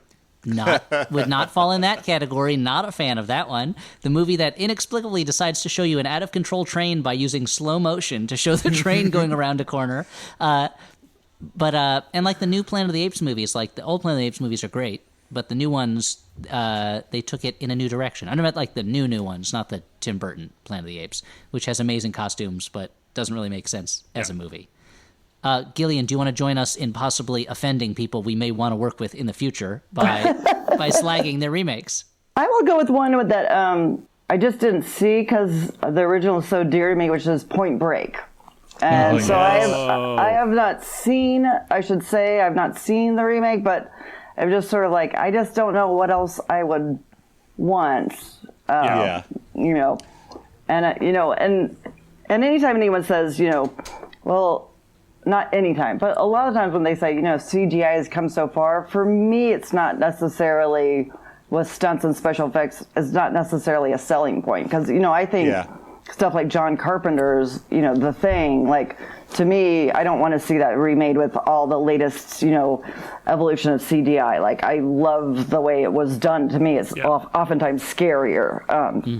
But with Point Break, I was like, I don't know, I love the original so much that there's some where I'm just like, even if it's wonderful, I'm still going to be watching it with my arms crossed. So yeah. Well, but then also the practical effects in something like The Thing, like even now, I watch it and like I know that there are effects, but the physical, like not only are they scary, but the physical nature of them makes me watch it and think like, how did they do that? Like, those are still incredible and baffling. I mean, I don't want to get into a physical versus or like practical versus digital effects argument, but oftentimes I think that the limitations can cause some interesting creative choices that like Jaws, for instance. I was about to say, like Bruce the Shark, where you're like, but this time you get to see a shitload of that cool ass shark. But on the other hand, I heard recently that Billy Crystal's finally going to remake Forget Paris, taking advantage of CGI to really do what he couldn't do in the original, and I can't wait to see how he takes advantage of it, Okay, guys. The four of us have been tasked. We have just been hired to remake Uninvited. Who do we cast? What are we doing? Well, are we going to change the story at all, or are we using the same screenplay? Because it seems like there's some script issues that we might have to deal with before we get to casting. Maybe. I mean, what? More broadly drawn character types? I think bigger teeth for Kluger's character. Is that in the script, or is that part of the casting process? That's in the original script. Says Albert 50, a henchman with huge teeth, and Kluger was like calling his agent. Was like, I don't think I have big enough teeth for this role. Clue, don't worry, they'll figure it out. They really want you to read for this part. Okay, but how do I get across the big teeth? Clue, you're the artist. Just figure it out. just like a physical transformation. Maybe by like the way you like hunch your back will like make your teeth look bigger. It'll make your teeth more prominent. Yeah. Okay, moving on to the next and final letter. Chris, last name withheld, writes, "Hey Peaches, and in a Chris. connection, I recently saw The Taking of Pelham 123 and realized how much I loved the film's use of New York City's geography and infrastructure." Hey, wait, pause. I have an idea for this remake. What? Now, Okay. the big difference is at the very end when, they've already punched the cat monster off the rowboat once. He climbs back up and they're like, oh no, it's not over yet. Then the cat monster opens his mouth and there's a second cat monster inside his mouth. That's how you know it's not your daddy's Uninvited. Yep. Extra Okay. cat monsters. It's cat monsters all the way down. I recently saw The Taking of Pelham 123, 1974. The writer clarifies. The classic one, the original. Yeah. Likes the use of New York City's geography and infrastructure. I've often found films that really play with the city's geography particularly engaging and exciting, including Dirty Harry in San Francisco, albeit a problematic film, as he says, and Motherless Brooklyn with New York. Are there any movies you think are especially effective in the way they use the geography and space of their location? Thank you, Chris, last name withheld. I will pander to our guest for a moment. I don't know in Widows whether it was in the screenplay or a directorial choice, but I found very striking the scene where they're driving from the underprivileged neighborhood to the much more privileged neighborhood where, is it Colin Farrell's character lives? And the camera remains outside of the car for the entire conversation. You can see the neighborhoods change. And I thought that was a very striking choice that was made. Why, thank you. I live in Chicago, and Steve wanting to film it in Chicago. For me, Chicago's just such a great, that's why, I think Widows came out right when I was trying to convince Amazon that we could film the Utopia in Chicago, and I think Widows is such a dirty Valentine to Chicago. The city has such strange and layered architecture, and it basically is a prairie town with skyscrapers, so the shadows and the light at certain times are just, you can use them so well, and the different neighborhoods are so distinctive. Even movies like The Fugitive that use Chicago and use it well are, some of those little locations that they go to are, it's like you would only find that building in Chicago. And so it's why I always get so disappointed when, you see a movie and it's like skyline of Chicago, and then the camera goes down and you're like, that's Toronto. That's not Chicago. Yep. They're eating hot dogs with poutine all over them, and you're like, fuck this. And you're like, there should be celery salt on that, not poutine. Yeah. Why aren't they eating pizza stew? What's going on? I also want to say this is I feel like a less seen movie than I would like. I really like Premium Rush. Elliot and I saw it when we were at a convention, talked it up, and then one of our coworkers saw it and would not stop talking about how much he hated Premium Rush and how we thought we were idiots. But I love that movie. For weeks he was mad at us for recommending that movie to him. But what I liked about that movie was, look, it doesn't matter. I mean, movies they make up the geography all the time, but one of the fun things about it is how accurate that movie is about New York geography. For a movie that's all about like getting from uptown to downtown, they are very careful about that, and it's part of the fun, I think. I was going to mention Premium Rush also. I know New York's geography much better than other places just because I lived there for so long, but like also the way the Warriors uses New York, where I remember like they would show the Warriors on Monster Vision, and Joe Bob Briggs would follow along with their journey on a map of New York subway system. It'd show you they're at this point now, they're at this point now. They really they did such a good job of really sticking the story to where they were going to be at any given point, But it's, I'm sure there are other places where they do that too. Like, I'm sure in, I don't know, maybe And if I knew Tokyo, I'd be like, oh yeah, Gojira really gets across the. He starts here and he goes here, you know.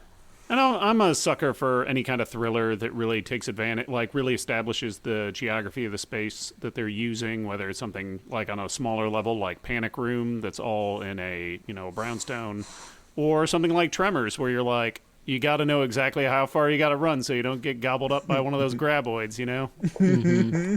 I love. I'm a big fan of movies where they clearly, got some sort of tax break incentive for acting as a tourist sort of thing. Like, I love Brainstorm, the Christopher Walken, Natalie Wood movie, which was filmed in Durham, and they use so many. They're like, meet me at the statue of so and so. That's in the beautiful park near, and they're constantly meeting at these places where it's like you're meeting at like old ancient statues, or at one point Christopher Walken rides his recumbent bike through town, so you're literally getting an incredibly long scene where he's riding through beautiful Durham.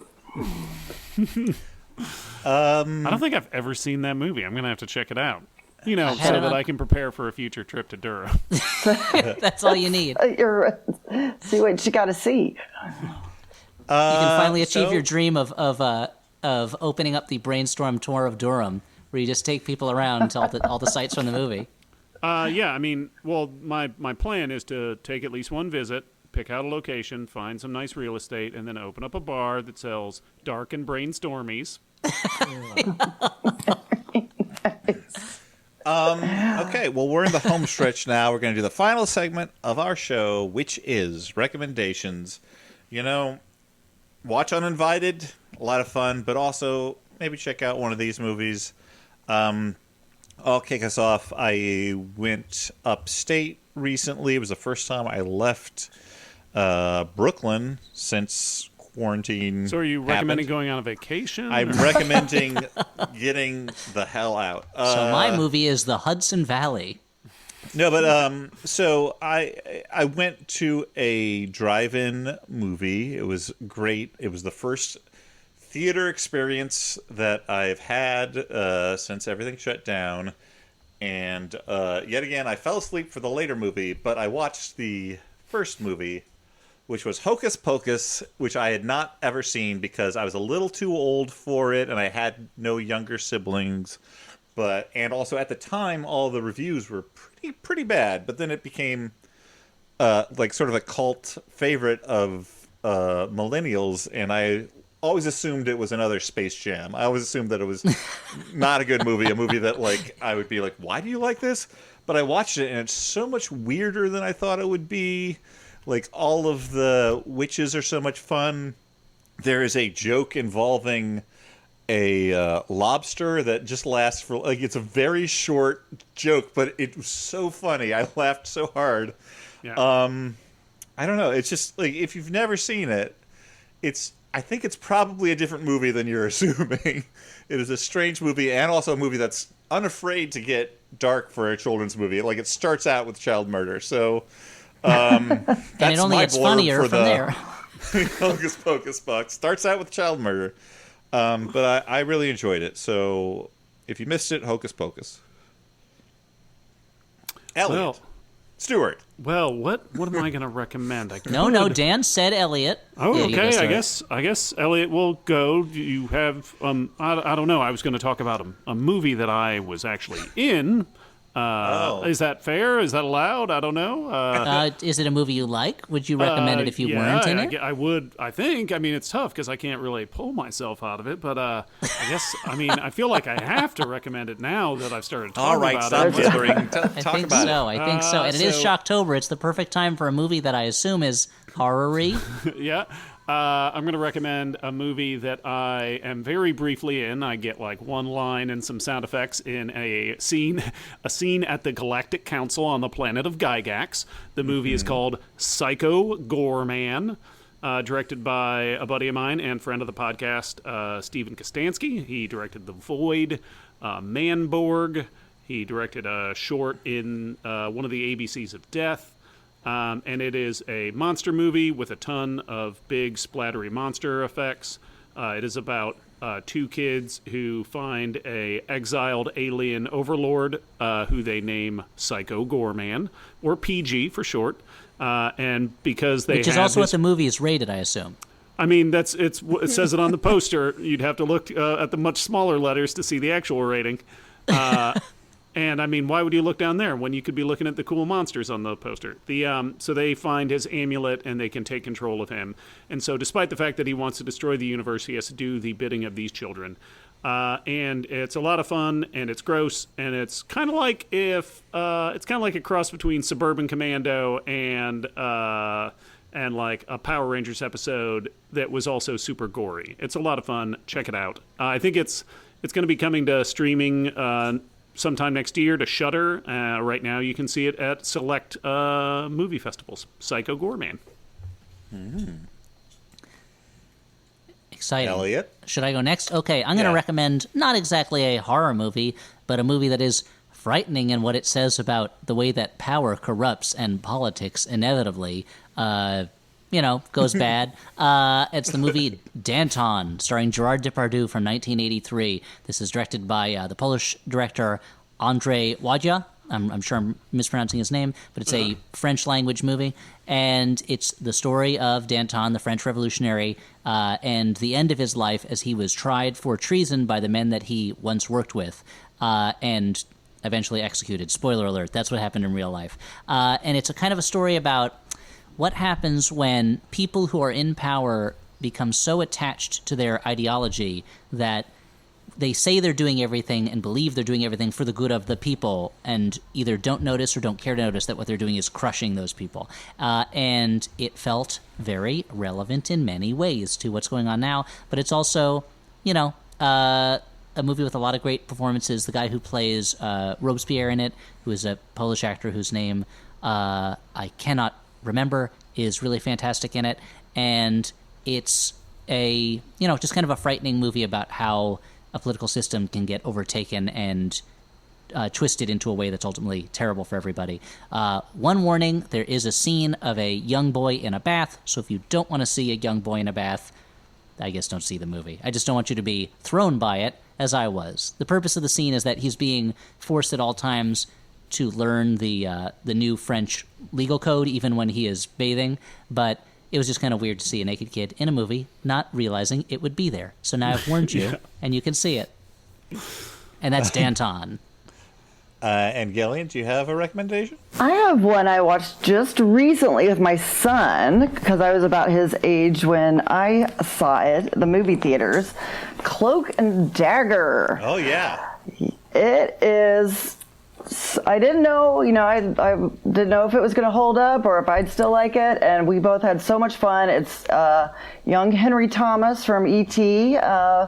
And Dabney Coleman as his dad, and the kid his mom has passed away, his dad is a workaholic and is always busy, and he has this character that he's infatuated with who comes to life in his imagination, but you can see him. He's also played by Dabney Coleman, and Henry Thomas ends up getting a hold of like an Atari video game that actually contains top secrets and is therefore chased throughout San Antonio, which made me think of it because I was recently thinking of movies that use their settings well, and they use San Antonio by any sorts of bad guys. It's really fun. I had quite a delightful time watching it.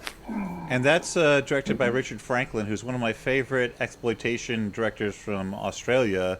He's like a very big Hitchcock acolyte, and Cloak and Dagger is like kids Hitchcock, but he did Psycho 2, and he did Link, a movie where an orangutan is in love with Elizabeth Shue, and he did Road Games, which is like Rear Window but with a truck instead of an apartment, and I like him a lot. Road Games? I have to write that down. Road Games, yeah. Road Games rules. It's got Stacy Keach and Jamie Lee Curtis, Jamie right? Lee Curtis, yeah. Say no more. I'm in. Well, 4 recommendations. Stuart 4. is only in one of them. So choose that one first. I guess. You know which one to prioritize. Yep. It was pretty fun when the credits rolled and I actually saw my name in the credits. I got up and ran around the room like Homer Simpson.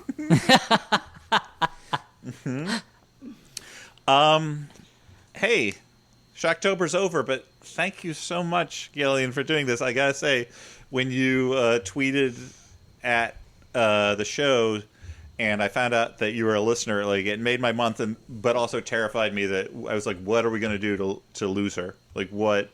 How are we gonna? Oh, have her on the show and force her to sit through it. Yeah. Right? Yeah. Yes. Thanks for coming on. Everyone loves having writers on their shows. The often demand writer person. But thank you. I have enjoyed your work so much, so it was very exciting. Well, thank you for having me. It was as joyful and wonderful as I had hoped and thought it would be.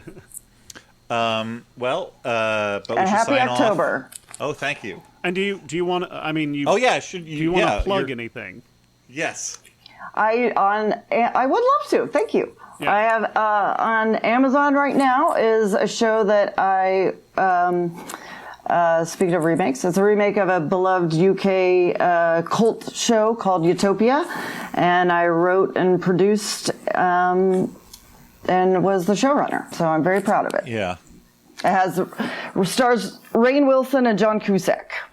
I want to say that we just, my wife and I just finished the first season. There's one season up, and we loved it. And I particularly want to point out, the pilot is so fucking good. Like, I haven't been hooked by the first episode of a show like that in a long time. So it's great. Check it out. Thank you. And I want to thank you for coming on the show so shortly after it premiered, when I assume you're extremely busy. It's my pleasure. I always make time for my Flophouse. Seriously, you guys got me. You guys were my very first podcast I ever listened to. What? Because I had not, I'm a writer, so I work from home, so I had not understood the whole podcastery. And then all last year when we were filming and having these insane long road trips to different locations, I would put on Flophouse, and so it was great to be able to start at the beginning with you guys and listen all the way through. And my husband wanted to thank you he recently listened to your Hudson Hawk episode, and finally he is on board because I had listened to it a while before and it was like, we should watch Hudson Hawk. And he's like, I don't think we should. Stop making me watch Uninvited and Hudson Hawk. And he is now fully on board. So thank you guys for that. We'll probably watch it soon. Guys, I think I know why she likes the show. It's the first podcast she ever heard. She doesn't know there are much better shows out there. Yeah. I mean, I feel like that's a large part of our success, Dan, is we've just been doing it a long time. It totally is. Well, anyway, thank you to our guests. Thank you to Jordan Cowling for editing the show. Thank you to Maximum Fun for being our network. We appreciate all of you. For the Flophouse, I've been Dan McCoy. I'm Stuart Wellington. Ellie Kalin also saying goodbye. And our guest. I'm Gillian Flynn. Happy October. Bye. Bye. Bye.